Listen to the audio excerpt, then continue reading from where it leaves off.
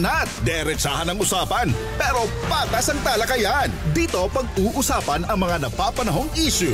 Eye for an eye. Eye for an eye. Congresswoman Franz Castro, magandang umaga po. Welcome po sa ating pong programa IFM News Prime Edition. Pagbati po ninyo sa lahat po ng mga taga-subaybay, tagapakinig po natin. Hello, magandang umaga, Mark, at sa inyong mga taga-subaybay. Apo, diretso na lang po ako dito po sa nangyari po na mga pagdinig at patuloy na pagdinig po ng budget hearing na para po sa 2025 ano po natin, national budget, and particularly dito po sa Office of the Vice President. Ang sinasabi po dito, kamakailan ng inyo pong kasamahan sa Kongreso, particularly Representative Marcoleta, sinasabi nga po ni Rep Marcoleta, dapat obserbaan daw po ito pong tinatawag natin na parliamentary courtesy. Sa palagay niyo po ba dito, dapat po ba itong mangibabaw para magtuloy-tuloy na maipasa at ma-terminate na po itong tinatawag po natin po na hearing ng budget ng OVP? Well, kami, Mark, umpisa pa lang, hindi na namin kinikilala itong tradisyon na ito kasi ang pangunahin sa amin ay yung accountability, di ba? So dapat at itong tradisyon na ito ay hindi dapat na mamayani kapag sa usapin ng budget kasi OP man yan, OVP man yan, o judiciary man yan na sinasabing co-equal branch of the government. Ano ba, di ba, yung executive tsaka judiciary, tsaka yung dalawang pinakamataas na opisina, no, ang presidente tsaka yung vice-presidente. So kami sa Makabayan, consistent naming kinikriticize itong tradisyon na ito.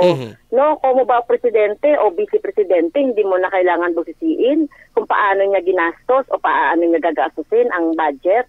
So, hindi yan cast in stone na kung mo tradisyon yan ay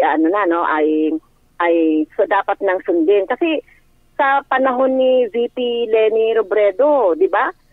Malaya kami nakapag-interpellate at malaya niyang sinagot yung aming mga tanong si VP, dating VP Robredo. Kaya hindi sinasabi dito na kaya mali si Marcoleta na sa lahat ng pagkakataon ay nagamit siyang tradisyon na yan, no? So kaya dapat talaga hindi na gamitin yung tradisyon na yan kasi pondo ng mamamayan ito, may accountability ang bawat opisyal, no? Maliit man yan o malaking opisyal, ay dapat meron itong accountability sa mamamayan. Representative Franz, ito pong usapin po ng pagdinig po ng OVP budget. Ano po ba in particular yung gusto po nating alisin po dito, i-hold po dito sa higit 2 billion pesos na hinihingi po ng Office of the Vice President? Well, yung mga redundant at saka mga duplication na mga socio-economic projects, yung katulad ng medical, burial, magnegosyo, taday, pagbabago, pwede itong dalhin sa DSWD, DOH, sa DepEd, saka sa DTI. Kasi parehas lang yan na ginagawa ng mga line agencies na talagang mandated na gumawa ng mga projects na yan. Kaya tingin ko dapat ilipat yan, no? Hindi naman tatanggalin yung serbisyo, no? Ililipat lang yan doon sa mga agency na gumagawa niyan, yung pondo na yan. Quick reaction po ninyo, Congressman Franz, dito po sa sinasabi po na napupolitika ito pong budget hearing po na ito in relation, dahil kine-question din po nila na ang Office of the President budget 15 minutes or less than 15 minutes tinerminate na kaagad po yung pong pagdinig at pinasa po ito. Well, nakita niyo naman ang Makabayan, tumutol kami doon sa pagte-terminate ng budget ng OP. So, syempre, hindi rin alam naman natin sa Kongreso, numbers game. Yes. Kung yun ang desisyon ng mga majority, wala rin kaming magagawa kahit na tumututol kami. Pero ina-assert namin yung aming rights na mag-interpellate kahit na office pa yan ng presidente. At kami naman, ina-assert din naman namin yung aming ginagamit namin dito halimbawa yung mga rules like question of privilege. Kung ayaw nyo kaming pagtanungin, at least bayaan nyo kaming mag-manifest o bayaan nyo kaming magsalita kung ano yung sana ay itatanong namin. So, naging ano na lang no? Naging manifestation na lang yung nangyari, hindi interpellation. Kaya dahil natalo kami sa bilang, pumaloob kami sa sa majority decision at sa demokrasya. So, ganun lang yun, no? Ganun lang din yun.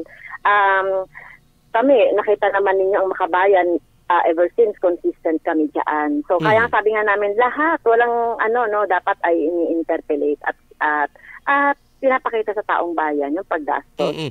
So yun po ang nangyari. Apo, I would i-emphasize ko lang dito yung pong pag-object ni Representative Manuel ng Kabataan Party List, tama po ba, Congressman Franz? Na sinasabi nga po niya doon na parang binibigyan nyo lang ng katotohanan yung paratang kung hindi natin bubusisiin itong Office of the President budget. Higit 4 na milyon yung pong Intel Fund na hinihingi po ng Office of the President, Congressman Franz. Ano pong reaksyon po dito ng Makabayan Bloc? Well, ako dapat ang magtatanong dyan, based sa mga topics namin sa Makabayan. So, yun nga po yung questionin ko. Halos kalahati ng budget ng OP ay nasa Confidential and Intelligence Fund. In the first place, kagaya din ng aming argumento sa OVP, hindi naman siya security agency. No, hindi naman trabaho ng presidente yung maniktik o mag-surveillance o kumuha ng mga confidential information. Kaya tinututulan po talaga namin itong CIF, no, Confidential and Intelligence Fund, na 4.56 billion. No, sa panahon ni Duterte, talagang lumobo yan no, yung Confidential and Intelligence Fund na hindi talaga nabubusisi.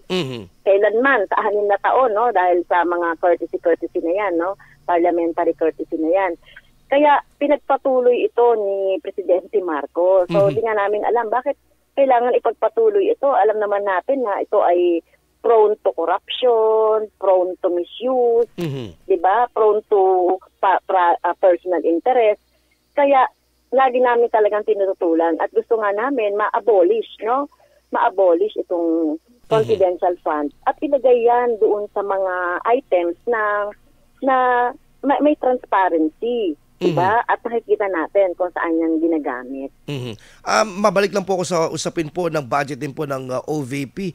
Sabi po nila, parang meron ditong pending question ng COA doon po sa pondo po na ginamit po ng mga nakaraang taon ng OVP, particularly sa Department of Education. Ito daw ay pwedeng ma-qualify as a graph kung sakaling hindi ma-explain po ng OVP? Well, pwede siguro, no? Pwede siguro na ma-qualify as graft and corruption kung hindi ma-explain. Pero it's up for the COA, no? Kung ano 'yon. At syempre, kung may mga kababayan tayo na gusto ring magsampa ng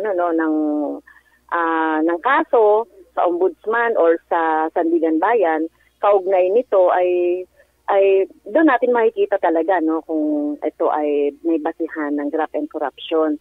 Pero pwede rin kasi kung misused at na-betray mo yung public trust kasi ikaw pinagkatiwalaan ka ng pondo ng mamamayan, dapat gamitin mo ito ng maayos, no, at hindi ito gamitin sa kung anumang mga bagay at kung saan lang siya talaga dapat gamitin. So kung merong paglihis sa ganong prinsipyo, ay may problema, no? May problema doon. Apo, last question na lamang po. Inyo pong quick answer dito po sa, kasi lumabas po na part 1, part 2, part 3 na video po ng ng OVP at sinasagot, dito niya sinasagot yung dapat ay sinasabi niya sa committee hearing. At isa po dito, lumutang po ang pangalan po ninyo dito sa video po na ito, Congressman Franz, na kayo di umano ay nakipagpulong para po sa kay Speaker Romualdez sa kampo po nila para di umano sa pagsasampa ng impeachment o pagsusulong ng impeachment laban sa kanya. That's a lie. No? Nakikita niya ba yung mga ginagawa namin? Nakita na nga niya, busy kami, no, doon sa budget.